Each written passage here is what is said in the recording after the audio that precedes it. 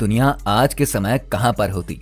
Petrol और diesel ईंधन का काम करते हैं जिससे चलती है गाड़ियां, और गाड़ियां आज के समय कितनी ज्यादा इंपॉर्टेंट है ये तो आप लोग भली बात ही जानते होंगे।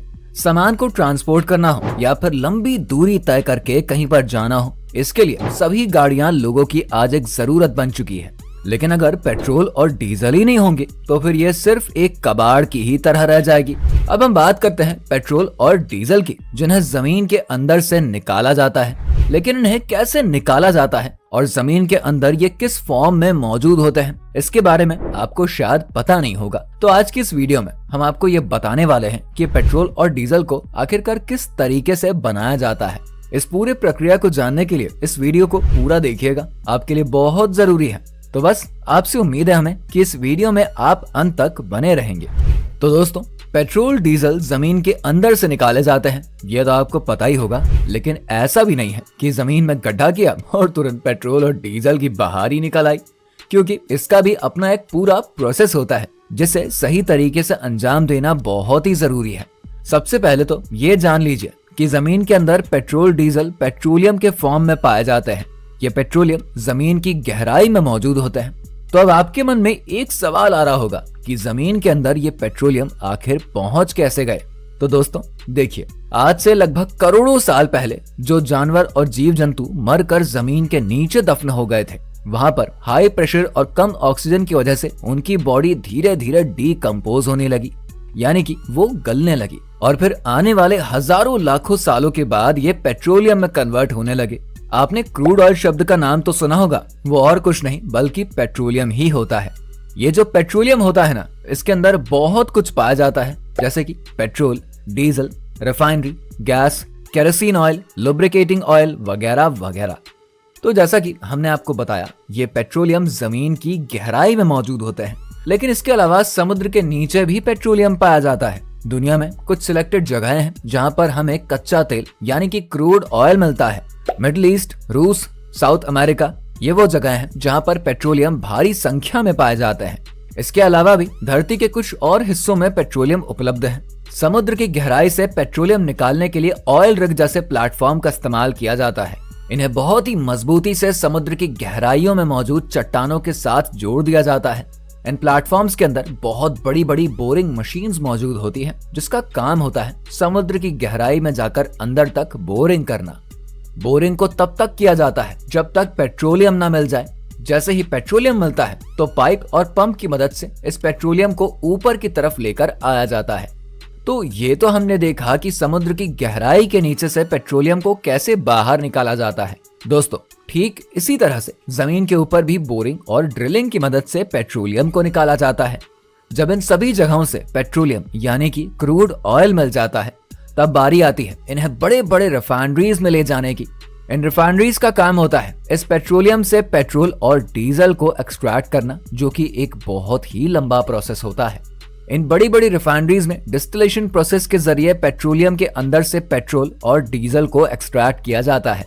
डिस्टिलेशन प्रोसेस को समझने के लिए आपको पहले ये समझना होगा कि हर एक लिक्विड मटेरियल का अपना बॉइलिंग पॉइंट होता है। जैसे कि पानी का बॉइलिंग पॉइंट होता है 100 डिग्री सेल्सियस, और ठीक इसी तरीके से पेट्रोलियम का भी अपना एक बॉइलिंग पॉइंट होता है। तो जो ये रिफाइनरीज होती है ना, यहाँ पर बड़े लेवल पर डिस्टिलेशन प्रोसेस किया जाता है। यहाँ पर कच्चे तेल को अलग अलग तापमान पर उबाला जाता है, क्योंकि हमें इसके जरिए बहुत सी चीजें निकालनी होती है।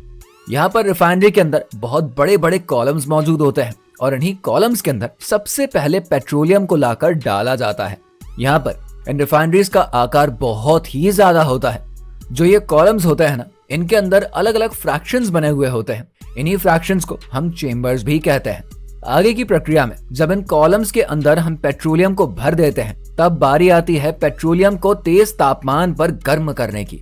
ये प्रक्रिया डिस्टिलेशन प्रोसेस में बहुत ही जरूरी होती है, क्योंकि हम पेट्रोलियम को गर्म नहीं करेंगे तो वो अपने निर्धारित बॉइलिंग पॉइंट पर नहीं पहुंचेगा, और ऐसे में उससे हमें जो चीज चाहिए वो हमें मिल नहीं पाएगी। जब ये पेट्रोलियम अच्छे से गर्म हो जाता है, तब यहाँ पर इस चेम्बर के अंदर से अलग अलग चीजों के वेपर्स बाहर निकलने शुरू हो जाते हैं। जैसे कि पेट्रोलियम का वेपर हो गया, डीजल का वेपर हो गया। इसके अलावा केरोसिन और अन्य प्रोडक्ट्स के वेपर्स भी यहाँ पर निकलने लगते हैं। अब यहाँ पर आगे की प्रक्रिया में इन सभी वेपर्स को अलग अलग फ्रैक्शंस में डिवाइड कर दिया जाता है। यहाँ पर आपको एक बात और बता दें कि जिस चीज का बॉइलिंग पॉइंट सबसे कम होता है उसके वेपर सबसे पहले निकलते हैं, और ठीक इसी तरह जिसका बॉइलिंग पॉइंट ज्यादा होता है उसका वेपर काफी लेट निकलता है। अब जैसे कि इस पेट्रोलियम के सहारे डीजल और पेट्रोल को निकालना होता है, तो जो पेट्रोल होता है उसका बॉइलिंग पॉइंट बहुत ही कम होता है, इसीलिए इसके वेपर सबसे पहले निकल जाते हैं, जिन्हें बड़े बड़े चेम्बर्स में इकट्ठा कर लिया जाता है और साथ ही अलग अलग चेम्बर्स के अंदर kerosene, diesel, natural gas, liquefied petroleum gas को भी इकट्ठा कर लिया जाता है। दोस्तों, अब यहाँ पर आप ये जरूर सोच रहे होंगे कि आखिर इन सभी अलग अलग चीजों का बॉइलिंग पॉइंट कितना होता है। तो देखिए, आपको बता दें, अगर पेट्रोलियम से डीजल को निकालना हो तो पेट्रोलियम को 260 डिग्रीज पर गर्म करना पड़ता है। अगर इसे 160 डिग्री सेल्सियस पर उबाल दिया जाए तो हमें मिट्टी का तेल यानी कि केरोसिन ऑयल मिलता है। वहीं अगर 110 डिग्री सेल्सियस पर इसे गर्म किया जाए तो फिर मिलता है हमें पेट्रोल। और इसी तरह से जो अन्य चीजें पेट्रोलियम से निकलती हैं, उनके भी अपने अपने बॉइलिंग पॉइंट्स होते हैं। इन वेपर्स को जब बड़े बड़े चेम्बर्स के अंदर इकट्ठा कर लिया जाता है, तब बारी आती है इन्हें ठंडा करने की, और फिर बाद में मनचाहा प्रोडक्ट बनकर तैयार भी हो जाता है, जिसमें हमारा पेट्रोल डीजल भी शामिल रहता है।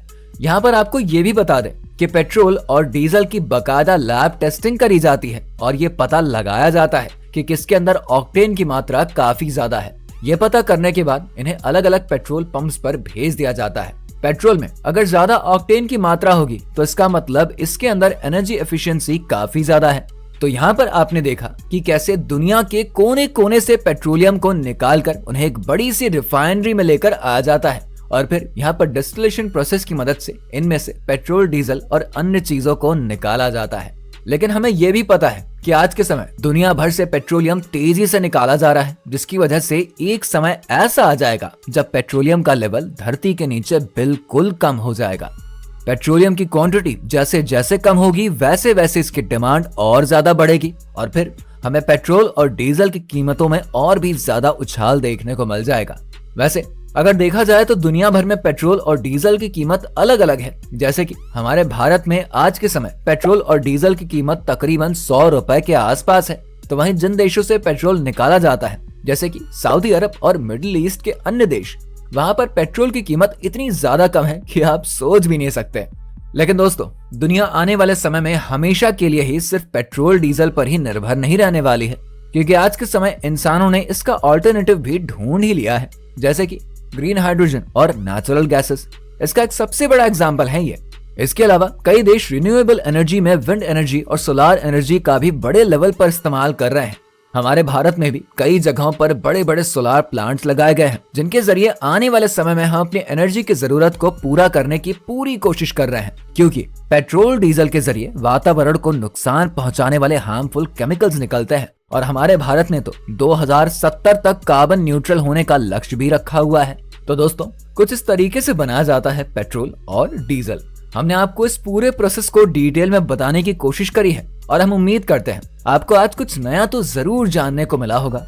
इसी के साथ अगर वीडियो आपको अच्छी लगी हो तो इसे लाइक और शेयर करें, और हमारे चैनल फैक्ट फिक्शन को सब्सक्राइब जरूर कर लीजिए। साथ में बगल में मौजूद बेल आइकन के बटन को भी दबा दीजिए, ताकि फ्यूचर में अपलोड होने वाली वीडियोस के अपडेट